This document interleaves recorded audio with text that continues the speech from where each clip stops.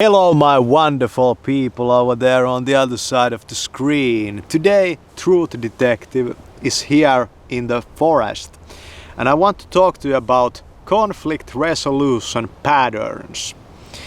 And it's a very complex and a psychological topic, and because of that I want to make this video very simple in terms of the visual side. It's just me talking here. Focus on my words. I'm going to talk to you about the learned behaviors you got from your parents and learned behaviors that you kind of were programmed into when you were growing up, and how these patterns affect your work life, your social life, and also your love life, romantic relationships. And conflict resolution patterns are the main thing we are gonna focus on. So, conflict resolution patterns, what does this mean? It means that when there's a conflict, how do you react to this conflict? You know that there are people that react to conflicts by breaking up, you know.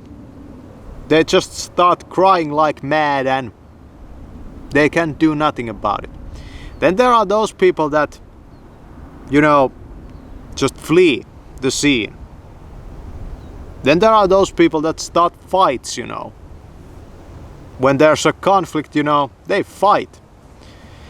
These are all patterns that you probably learned mainly originally from your parents. It's questionable what are your conflict resolution patterns if you, for example, lacked a father or a mother. I have no idea, but you probably know if you do have that kind of situation. But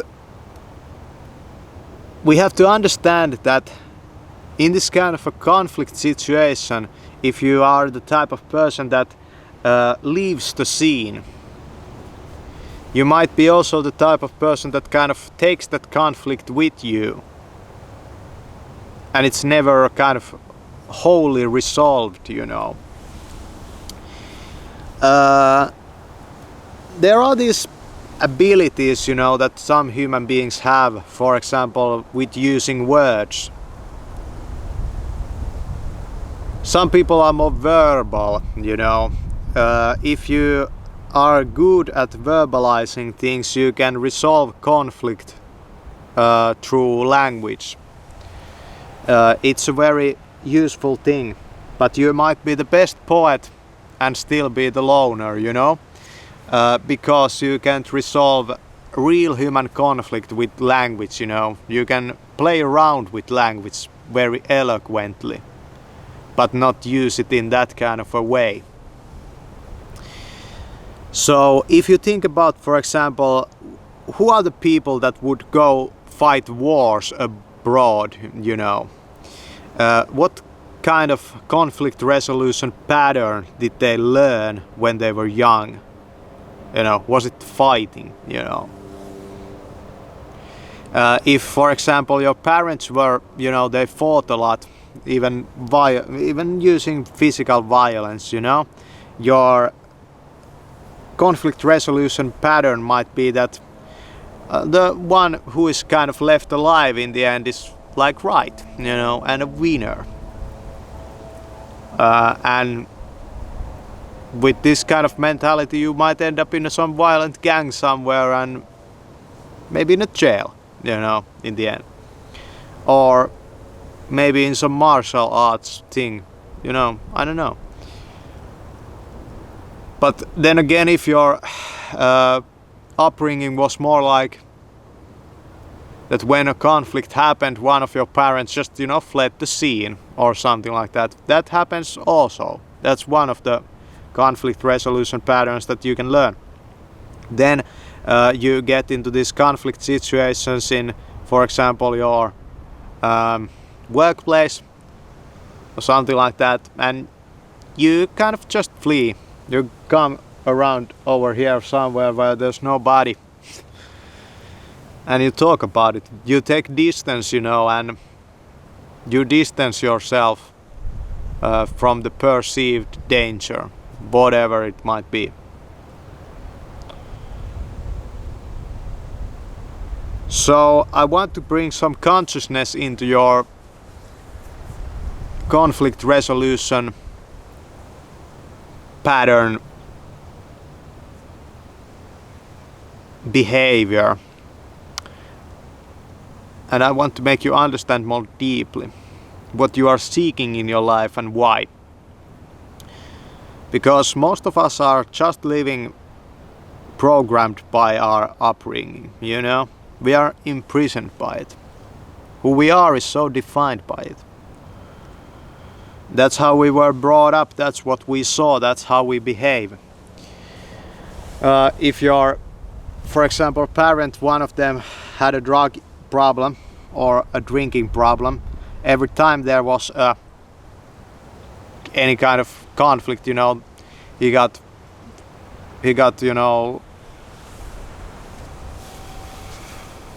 angry at his employer or something like that.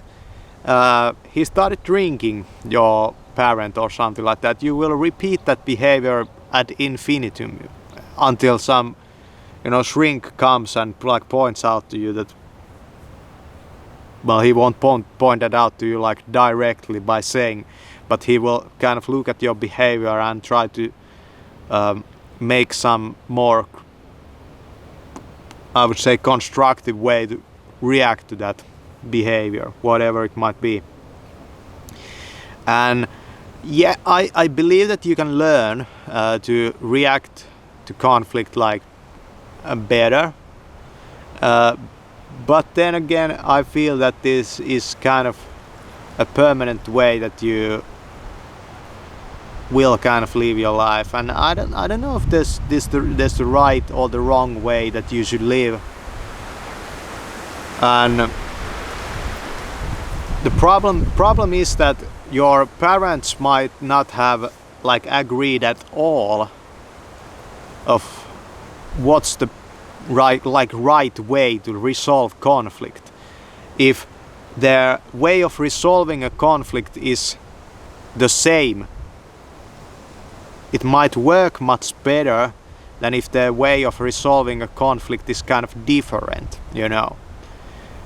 If you're in a romantic relationship and your way of resolving a conflict is to talk through it, and the other person's way of resolving a conflict is a fist fight, then your relationship won't last very long.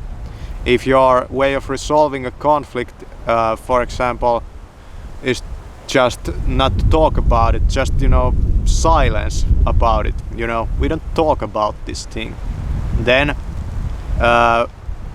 you encounter somebody that wants to talk about it, you won't like it, you won't like that very much, So you understand how imprisoned we are by our programming and our the behavior we saw as young children, this can't be really, I believe that this can't be changed by the school system at all. They can kind of coax you by reward and punishment into certain kind of behaviors, but I feel that this really cannot be changed.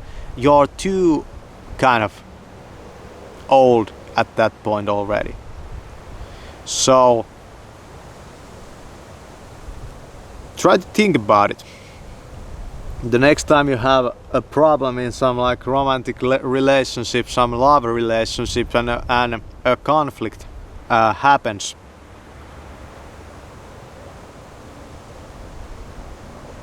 then what do? You flee the scene, or you stay and you fight, or you try to resolve it otherwise. It's really about style. If we forget about all the behaviors that people do to dampen themselves, down,